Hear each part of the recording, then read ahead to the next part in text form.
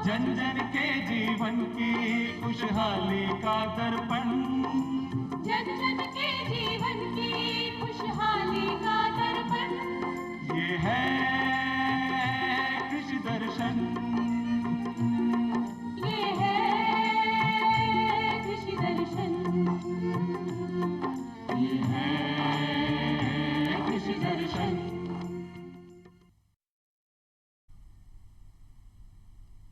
नमस्कार, कृषि दर्शन कार्यक्रम में आप सभी का स्वागत है। किसान साथियों, आज के कार्यक्रम का बहुत अहम विषय है उन्नत खेती और समृद्ध किसान। किस तरह से आप उन्नत तकनीक को अपनाकर उन्नत खेती और समृद्ध किसान का सपना पूरा कर सकते हैं, आज इस कार्यक्रम में विस्तार से चर्चा करेंगे। लेकिन फिलहाल कार्यक्रम में समय है खबरें खेती की। किसान भाइयों नमस्कार, खबरें खेती की में आप सभी किसान साथियों का स्वागत है। आइए सबसे पहले एक नजर डालते हैं आज की खास खबरों पर। सरसों अनुसंधान निदेशक ने कहा, वैज्ञानिक तरीके से करें प्राकृतिक खेती का मूल्यांकन। रुमा देवी ने कहा, वैज्ञानिक तरीके से करें पशुपालन। और दलहन उत्पादन में राजस्थान प्रदेश अग्रणी। कृषि विज्ञान केंद्र बानसूर पर वैज्ञानिक सलाहकार समिति की बैठक का आयोजन हुआ। बैठक में सरसों अनुसंधान निदेशक डॉक्टर पी.के. राय ने प्राकृतिक खेती का मूल्यांकन वैज्ञानिक तरीके से करने की बात कही। कृषि विज्ञान केंद्र बानसूर पर 11वीं वैज्ञानिक सलाहकार समिति की बैठक संपन्न हुई। बैठक की अध्यक्षता सरसों अनुसंधान निदेशालय के निदेशक डॉक्टर पी.के. राय ने की। उन्होंने कहा कि केंद्र पर प्राकृतिक खेती का मूल्यांकन वैज्ञानिक तौर तरीकों से किया जाए ताकि किसानों की आर्थिक स्थिति में बदलाव लाया जा सके। उन्होंने प्राकृतिक खेती पर वैज्ञानिक प्रशिक्षण कार्यक्रम भी आयोजित करने के निर्देश दिए। उन्होंने कहा कि कृषि विज्ञान केंद्र पर विद्युत बचत के लिए सोलर लाइट लगाई जाए। इससे पूर्व केंद्र के प्रभारी वैज्ञानिक डॉक्टर सुशील कुमार शर्मा ने वर्ष 2023 का प्रगति प्रतिवेदन प्रस्तुत किया। साथ ही प्रसार गतिविधियों पर भी प्रकाश डाला। सलाहकार समिति की बैठक को SKNAU जॉबनेर के प्रसार शिक्षा निदेशक डॉक्टर सुदेश कुमार ने भी संबोधित किया। उन्होंने कहा कि केंद्र के वैज्ञानिक फसल प्रदर्शन के परिणामों के साथ साप्ताहिक रूप से बरसात का डाटा भी प्रदर्शित करें। बैठक में उद्यान विभाग के उपनिदेशक लीलाराम जाट ने अनार और सब्जी फसलों में निमेटोड प्रबंधन, कृषि अनुसंधान उपकेंद्र गौनेडा के प्रभारी अधिकारी डॉक्टर D.K. यादव ने तरल उर्वरक और बल्क कटिंग तकनीकी पर अपने विचार रखे। कृषि विज्ञान केंद्र गौनेडा के प्रभारी डॉक्टर सुपर्ण सिंह शेखावत ने वैज्ञानिक तकनीक से खेती करने वाले किसानों का चयन करने और सुभाष यादव ने कृषि विज्ञान केंद्र नौगांव में मधुमक्खी पालन पर कार्य योजना बनाने की बात कही। ब्रूक इंडिया संस्था द्वारा बाड़मेर में अश्वमित्र सम्मेलन का आयोजन हुआ। कार्यक्रम में नारी शक्ति पुरस्कार से सम्मानित रुमा देवी ने वैज्ञानिक तरीके से पशुपालन करने की आवश्यकता जताई। पशुपालन को और ज्यादा लाभकारी बनाने के लिए ब्रूक इंडिया संस्था के द्वारा पशुपालक सम्मेलन का आयोजन किया गया। नारी शक्ति पुरस्कार से सम्मानित रुमा देवी ने दीप प्रज्वलन करके सम्मेलन का शुभारंभ किया। इस मौके पर रुमा देवी ने कहा कि मारवाड़ी अश्व की मांग दुनिया भर में है। उन्नत तौर तरीकों से पाले गए अश्व की कीमत ज्यादा मिलती है। उचित पोषण से अश्व की कदकाठी को मजबूती दी जा सकती है। उन्होंने अश्वों के बेहतर स्वास्थ्य के लिए वैज्ञानिक तौर तरीकों का उपयोग करने और समूह में पशुपालन करने की बात पशुपालकों से कही। रुमा देवी ने ग्रामीण महिलाओं की आय बढ़ोतरी पर भी अपनी बात रखी। उन्होंने कहा कि कशीदाकारी से जुड़कर ग्रामीण महिलाएं आर्थिक रूप से आत्मनिर्भर बन सकती हैं। कार्यक्रम के दौरान डॉक्टर जोगेंद्र लोल ने पशुपालन के वैज्ञानिक पहलुओं पर प्रकाश डालते हुए आवास व्यवस्था, आहार व्यवस्था, नस्ल सुधार और स्वास्थ्य प्रबंधन पर ध्यान देने की जरूरत बताई। उन्होंने कहा कि पोषक आहार के साथ साथ अश्वों को मिनरल मिक्सर की भी खुराक देनी चाहिए। डॉक्टर राजेश कुमार ने बेहतर स्वास्थ्य के लिए समय समय पर अश्वों का टीकाकरण करवाने और पशुपालक कैलेंडर पर अपने विचार रखे। कृषि विज्ञान केंद्र गुड़ामालानी के डॉक्टर रावता राम बाखर ने सम्मेलन में मौजूद लोगों को नेपियर घास का महत्व समझाया। भारतीय दाल अनुसंधान संस्थान की परियोजना समन्वयक डॉक्टर आदित्य प्रताप ने ARS मंडौर में खरीफ दाल प्रदर्शनी का निरीक्षण किया। इस मौके पर उन्होंने राजस्थान को दाल उत्पादन में अग्रणी बताया। प्रदेश में खरीफ दालों का उत्पादन और उत्पादकता बढ़ाने के लिए कृषि अनुसंधान केंद्र मंडौर में कई प्रयोग किए जा रहे हैं। यह प्रयोग भारतीय दाल अनुसंधान संस्थान कानपुर की परियोजना के तहत आयोजित हो रहे हैं। इन्हीं प्रयोगों का जायजा लेने के लिए संस्थान के परियोजना समन्वयक डॉक्टर आदित्य प्रताप के निर्देशन में एक वैज्ञानिक दल जोधपुर पहुंचा। इस दल ने ARS में खरीफ दालों पर आयोजित प्रदर्शनों को देखा, संबंधित वैज्ञानिकों से जानकारी प्राप्त की और इस मौके पर डॉक्टर आदित्य प्रताप सिंह ने पश्चिमी राजस्थान को दालों का कटोरा बताया। उन्होंने कहा कि दलहन उत्पादन में राजस्थान देश का अग्रणी प्रदेश है। किसानों तक उन्नत किस्मों का बीज और उत्पादन तकनीक पहुंचाकर दालों का उत्पादन और उत्पादकता को बढ़ाया जा सकता है। अनुसंधान केंद्र के क्षेत्रीय निदेशक डॉक्टर ML महरिया ने बताया कि कृषि विश्वविद्यालय जोधपुर के अधिकार क्षेत्र में राजस्थान के मूंग क्षेत्रफल का लगभग 60%, मोठ का लगभग 30% और ग्वार का 25% क्षेत्र आता है। विश्वविद्यालय के अंतर्गत आने वाले जिलों में मूंग की खेती लगभग 14 लाख हेक्टेयर में और मोठ की खेती 3 लाख हेक्टेयर में किसान कर रहे हैं। इसी स्थिति को देखते हुए ARS मंडौर पर और ज्यादा रिसर्च के लिए दालों का स्थायी केंद्र खोला जाना चाहिए।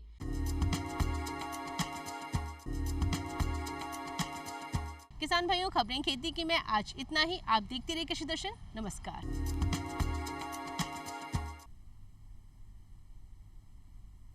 कृषि दर्शन कार्यक्रम में एक बार फिर आप सभी का स्वागत है। किसान साथियों, आज का कार्यक्रम बहुत अहम है। अगर आप समृद्ध किसान बनना चाहते हैं और उन्नत खेती के नए तरीके जानना चाहते हैं तो ये कार्यक्रम आपके लिए है। नई तकनीक को आपके लिए जानना, समझना और सही तरीके से इस्तेमाल करना कितना ज़रूरी है, साथ ही साथ तकनीक के ज़रिए आप अपनी लागत को कैसे कम कर सकते हैं। कृषि में आने वाली जितनी भी लागत है वो सबसे बड़ा भार होती है किसान के लिए, उसे आप कैसे कम कर सकते हैं। और सबसे अहम, गुणवत्ता आधारित खेती करने के लिए आप किस तरह से अपने ज्ञान को बढ़ाएं ताकि आपको वो मुनाफा दे सके। इन तमाम बातों पर आज विशेष जानकारी देने के लिए हमने खास तौर पर आपसे रूबरू होने के लिए स्टूडियो में आमंत्रित किया है श्री कर्ण नरेंद्र कृषि विश्वविद्यालय जोबनेर के कुलपति महोदय डॉक्टर बलराज सिंह जी को।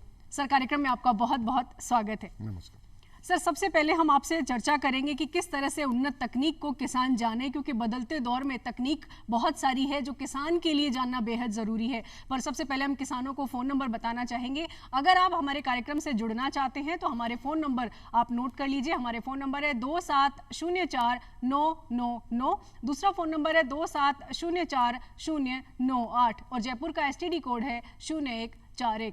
तो सर, सबसे पहले तो यही जानेंगे कि आर्थिक दृष्टि से किसान पर भार ना आए और किसान नई तकनीक को भी अपनाए, तो ये कैसे संभव हो सकता है? देखिए, सबसे पहले जो आपने बहुत ही महत्वपूर्ण बात की है कि कौन सी ऐसी तकनीकें हैं। जब तकनीकों की बात करते हैं तो उसमें सब चीज़ें सम्मिलित होती हैं। पहले फसल, कौन सी फसल, फिर कौन सी किस्म, फिर उसको उगाने की तकनीक, कौन सी टेक्नोलॉजी, कौन सी प्रौद्योगिकी के तहत उसको उगाएं। तो जब राजस्थान के परिप्रेक्ष्य में बात करते हैं तो राजस्थान कृषि क्षेत्र में बहुत ही आगे बढ़ रहा है। हर क्षेत्र में, चाहे वो दलहनों की बात हो, तिलहनों की बात हो, बीजीय मसाला फसलों की बात हो, फलों की बात हो, सब्जियों की बात हो, दूध की बात हो, हर क्षेत्र में राजस्थान अग्रसर है, प्रगति के पथ पर है।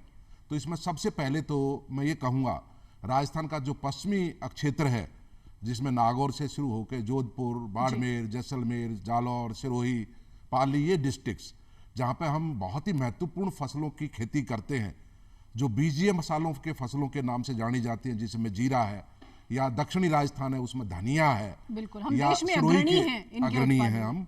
और यही नहीं कि 142 करोड़ देशवासियों को ये फसलें, ये उत्पाद खिलाने के बाद हमारा बहुत अच्छा एक्सपोर्ट भी है, निर्यात भी है इन फसलों के द्वारा।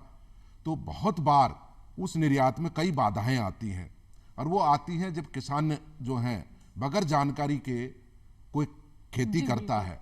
तो उसमें सबसे पहले बात आती कौन सी किस्म इन फसलों में चुननी चाहिए, तो जानकारी लेके करें। बीज उपचार या बुआई अब एक तो ब्रॉडकास्टिंग छिटकवा विधि से बुआई करते हैं मान लिया जीरे की, और एक बीज की पैलेटिंग कर दे, सीड प्राइमिंग कर दे, मशीनों से बुआई हो तो आधा बीज बच जाएगा। जहां 12, 13, 14 किलो बीज लगता है तो 5, 6, 7 किलो बीज में काम चल जाएगा हमारा, क्योंकि जीरा एक महंगी कमोडिटी है, वो भी ध्यान में रखना है, क्योंकि उसमें लागत बहुत ज्यादा आती है और नुकसान भी बहुत होता है। बिल्कुल। फिर बात आती है उत्पादन के दौरान बहुत सारी बीमारियां लगती हैं, जैसे ब्लाइट लगती है, इतनी महत्वपूर्ण फसल है, और उस पर किसान कई बार बगैर जानकारी के लगातार ऐसे पानी में घुलनशील रसायनों का उपयोग करता रहता है, तो वो लगातार करने से जब दाना बन जाता है उस अवस्था तक भी जब उसका छिड़काव करता है तो पानी तो उड़ जाता है, और वो पाउडर जो है रसायन का, चाहे वो फंजीसाइड हो चाहे वो इंसेक्टिसाइड हो, वो उसके ऊपर चिपक जाता है, और वो बाहर जब कंसाइनमेंट जाती है निर्यात के द्वारा तो वो डिटेक्ट होता है पेस्टिसाइड रेजिड्यू के रूप में। कई बार किसान अनभिज्ञता होने के कारण कि पहली फसल कौन सी है, जैसे कई बार एक बार हमारे पास ये प्रॉब्लम आई कि जीरे का निर्यात हुआ और कहीं एक नई प्रॉब्लम आई कि जीरे को मूंगफली की एलर्जी हो गई, पीनट एलर्जी टू क्यूमिन। तो ऐसी स्थिति में जब पता लगाया गया तो पता लगा ये जीरा उन क्षेत्रों में उगाया गया था जहां खरीफ की बड़े पैमाने पर फसल मूंगफली होती है। तो किसानों ने जो भी बारदाना जिसको हम बोलते हैं, बोरी कट्टे वगैरह, उसका इस्तेमाल जीरे के लिए किया जो मूंगफली के लिए किया था, या ऐसे थ्रेसिंग फ्लोर्स या मशीनरी उसका इस्तेमाल किया बगैर साफ सफाई के। अगर किसान अपने स्तर पर ऐसे ही कर दे, अगर भाई जो मूंगफली में जो बोरियां या कट्टे इस्तेमाल किए थे उनको उल्टा करके झाड़ दे, धूप में सुखा दें, तो ये पर्याप्त है उसको रोकने के लिए, ऐसी समस्या को रोकने के लिए। या मशीनरी का सफाई, या आप जमीन पर ना डालें जीरे को, उससे भी कंटामिनेशन होता है। कई बार एफ्लाटॉक्सिन, ऐसी समस्याएं आती हैं। तो ये बहुत ही हमारी ग्रेडिंग के साथ साथ पैकिंग भी बेहद जरूरी है। पैकिंग, सफाई, मैं कहूंगा कि कुल मिला के बात यह है कि गुड एग्रीकल्चरल प्रैक्टिसेस, अच्छी कृषि क्रियाएं, उसके अंदर बुआई से लेकर कटाई तक, थ्रेसिंग तक बहुत सारी चीजें होती हैं कि जानकारी के साथ आप रसायनों का इस्तेमाल करें। वैरायटीज, कौन सी वैरायटी है, कितना खाद डालना है, कितना पानी डालना है, कब छिड़काव करें, पुष्पन से पहले कौन सा छिड़काव करें।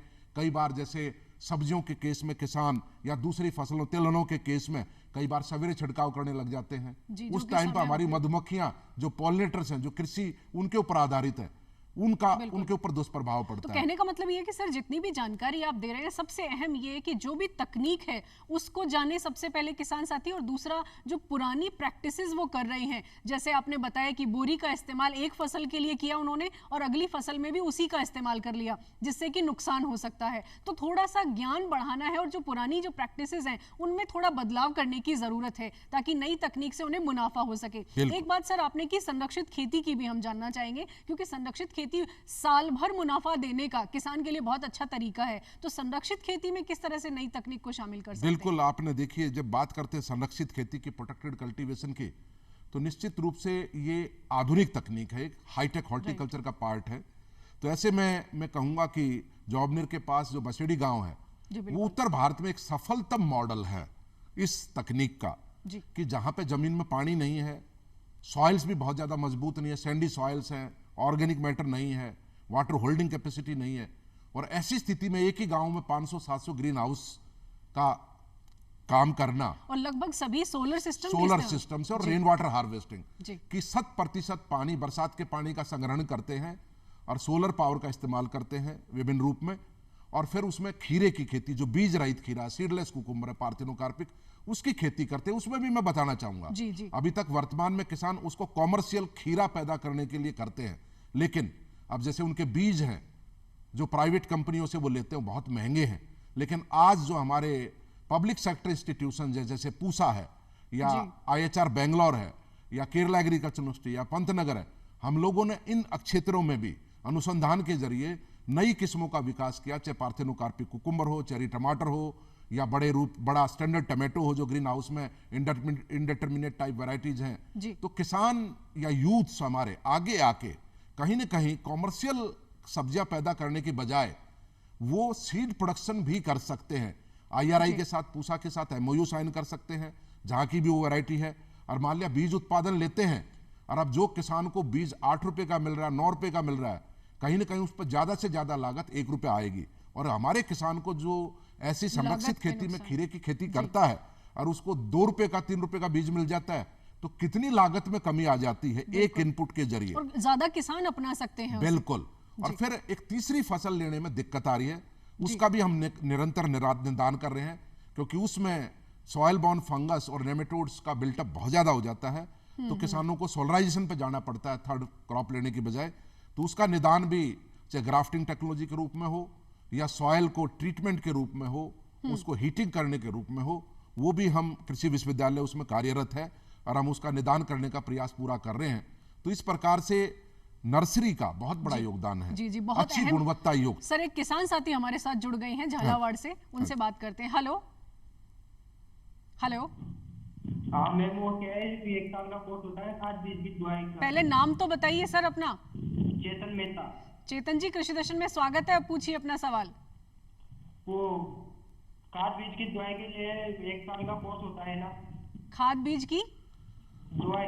हाँ, जी, उसका जी। ये कह रहे हैं कि एक प्रोग्राम भारत सरकार ने चलाया जिसको जी। देसी के नाम से हम जानते हैं। जो लोग कृषि में जिन्होंने शिक्षा नहीं ली, को डिप्लोमा नहीं किया, तो सरकार ने संडे के दिन एक प्रोग्राम चलाया कृषि विज्ञान केंद्रों पर या संस्थानों में। तो ऐसे में वो संडे टू संडे क्लासेज होती हैं, जिनका सवाल सही है। जी। तो उसमें ये इस तरीके का डिप्लोमा प्राप्त कर सकते हैं। इसके लिए वो कृषि विश्वविद्यालयों से, राज्य सरकार के संस्थानों से या कृषि विश्वविद्यालयों से संपर्क कर सकते हैं कि पुराने तो प्रोग्राम चल ही रहे हैं, अगला प्रोग्राम कब शुरू होने वाला है, उसमें आप भागीदारी ले सकते हैं और इस प्रकार का प्रोग्राम, इस प्रकार का डिप्लोमा आप अर्जित कर सकते हैं। चेतन, लगता है आपको अपने सवाल का जवाब मिल गया और हमें खुशी है कि आप एक जागरूक किसान हैं और आगे बढ़ना चाहते हैं, जानकारी लेने के लिए खुद आगे आ रहे हैं। चेतन, बहुत बहुत शुक्रिया कार्यक्रम में फोन करने के लिए। सर, हम संरक्षित खेती की तो बात कर रहे हैं, साथ ही बगीचे जो लगाते हैं किसान साथी, क्या उसमें भी नई तकनीक को इस्तेमाल किया जा सकता है? बिल्कुल। एक तो हाई डेंसिटी प्लांटिंग, एक उसके अंदर सूक्ष्म सिंचाई का प्रयोग, और एक सबसे बड़ी बात जो महत्वपूर्ण है इमलता जी, वो है कि रोपण सामग्री, जो भी प्लांटिंग मटेरियल है, चाहे बीज हो, चाहे प्रोपगेटेड प्लांटिंग मटेरियल हो, चाहे मिनी ट्यूबर्स हो आलू के केस में, वो रोग रहित, विषाणु रोग रहित होने चाहिए।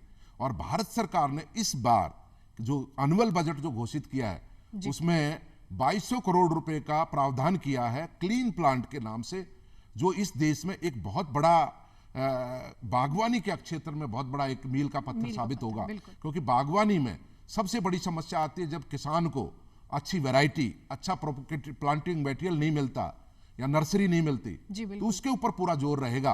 और जब अच्छी सामग्री मिलेगी, रोपण सामग्री मिलेगी, तो उनके बगीचे, उनकी फल, उनकी सब्जियां, उनके औषधीय पौधे, सब जो है ना बहुत अच्छा उत्पादन, गुणवत्ता युक्त उत्पादन देंगे। कहने का मतलब ये कि वो जो रजिस्टर्ड नर्सरी है वहां से अपने पौधे ले, ताकि बिल्कुल जो एक्रेडिटेड और सर्टिफाइड नर्सरी है, जो जिसका सर्टिफिकेशन हम लोग सरकारी संस्थान करते हैं, जहां पे गारंटी होती है कि ये जो रोपण सामग्री, चाहे वो अनार के पौधे हों, चाहे नींबू के पौधे हों, चाहे और फसलों के पौधे हों, उन पे गारंटी होगी कि ये रोग रहित है, स्वस्थ पौधे हैं और आपके खेत में जाकर इनमें कोई समस्या नहीं आएगी। जी जी, बहुत ही अहम जानकारी आपने दी। सर, एक और चीज की, अभी नया कॉन्सेप्ट एफपीओ का हमारे देश में आया है और किसान एफपीओ के जरिए समूह बनाकर मुनाफा भी ले सकते हैं और अपना जो काम है वो भी कर सकते हैं, और साथ ही फूड प्रोसेसिंग, ये दोनों चीजें जुड़ी हुई हैं। तो इसको कैसे अपनाएं किसान साथी? बिल्कुल, ये भी बहुत ही महत्वपूर्ण सवाल आपने यूथ्स के लिए, युवाओं के लिए जो कृषि क्षेत्र में आना चाहते हैं, उनके लिए हित में ये सवाल पूछा है। तो इसमें मैं ये कहूँगा कि हमारे पास जॉबनेर में एक इंक्यूबेटर सेंटर है और हम वहाँ लगातार स्किल डेवलपमेंट का काम करते हैं अलग अलग विषयों पे, और कई हमारे साथियों ने जहाँ से वहाँ से ट्रेनिंग ली, ऐसा स्किल का डेवलपमेंट का प्रोग्राम अटेंड किया। आज वो कई क्षेत्रों में, जैसे सीड प्रोडक्शन में एफपीओ बनाकर आगे अग्रसर हो रहे हैं और दूसरे क्षेत्रों में भी आगे आ रहे हैं। वो भविष्य में भी हम ऐसा काम करना चाहेंगे।